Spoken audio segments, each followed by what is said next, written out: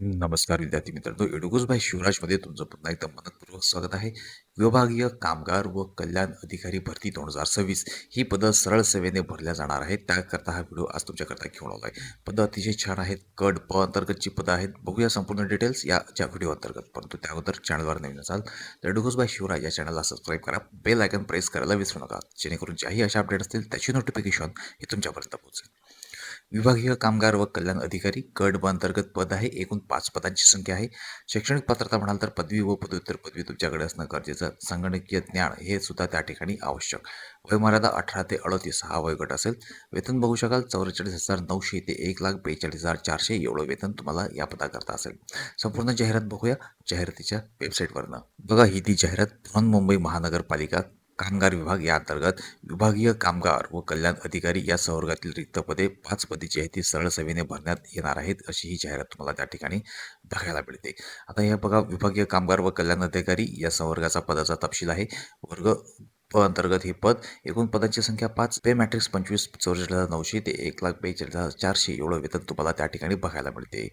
या ठिकाणी तुम्ही बघू शकता समांतर आरक्षण जे त्या ठिकाणी तुम्हाला कुठल्या कॅटेगरीमध्ये कुठलं पद आहे हेही तुम्ही या ठिकाणी सहज बघू शकता. आता या पदाकरता शैक्षणिक पात्रता कुठली असेल तर बघा, मान्यताप्राप्त विद्यापीठाची म्हणजे कला, विज्ञान, वाणिज्य किंवा इतर कुठल्याही शाखेचा पदवीधर असेल तर तुम्ही अर्ज करू शकता.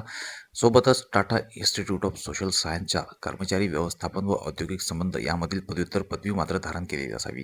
ती नसेल तर महाराष्ट्र कामगार अध्ययन संस्था मुंबईमधून कामगार अध्ययन या विषयाची पदव्युत्तर पदवी तुमच्याकडे असणं गरजेचं.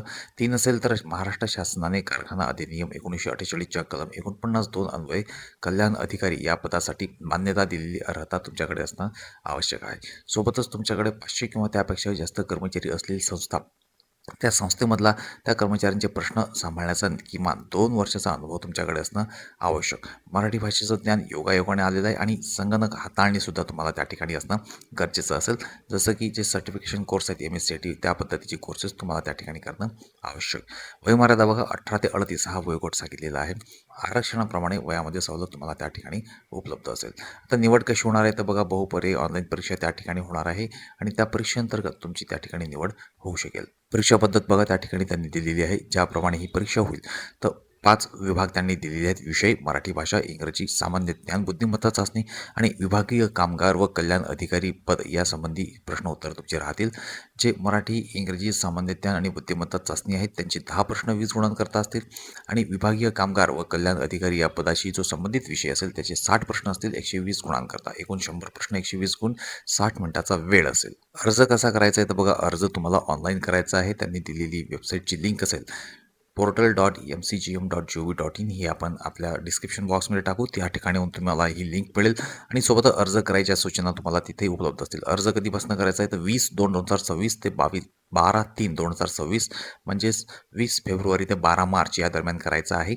मागासवर्गीय उमेदवार असेल तर 900 रुपये तुम्हाला अर्ज शुल्क असेल. खुला प्रवर्ग असेल तर 1,000 रुपये अर्ज शुल्क तुम्हाला भरावं लागेल. या ठिकाणी परीक्षा केंद्राविषयी नियमावली त्यांनी दिलेली आहे. कशा पद्धतीने तुम्हाला रिपोर्टिंग वगैरे करायचं आहे संपूर्ण डिटेल्स दिलेल्या आहेत. अर्जाची तारीख पुन्हा एकदा 20 तारखेपासून अर्जाला सुरुवात झालेली आहे. अर्ज करायचा असेल तर लवकरात सुरू करा, कारण की 12 मार्च अंतर्गत त्या ठिकाणी तुम्हाला लवकरात लवकर अर्ज सबमिट करायचे असतील. निवड ऑनलाईन परीक्षा असेल. बहुपर्यायी त्या ठिकाणी परीक्षा तुमची ऑनलाईन पद्धतीने घेण्यात येणार आहे. फीस खुला प्रवर्ग 1,000 रुपये, मागास प्रवर्ग 900 रुपये. अर्ज ज्या ठिकाणाहून तुम्हाला अर्ज करायचा आहे https://portal.mcgm.gov.in या ठिकाणाहून तुम्ही अर्ज कराल. मित्रांनो, ही होती लेटेस्ट अपडेट. अपेक्षा करतो व्हिडिओ आवडला असेल प्लीज लाईक करा, इतरांनाही शेअर करा आणि आमच्या चॅनलवर असलेले पॉडकास्ट जे तुमच्या करिअरला नवीन दिशा देऊ शकतात ते सुद्धा बघण्यास विसरू नका. तेव्हा पुन्हा भेटू नवीन व्हिडिओसोबत लवकरच. तोपर्यंत धन्यवाद.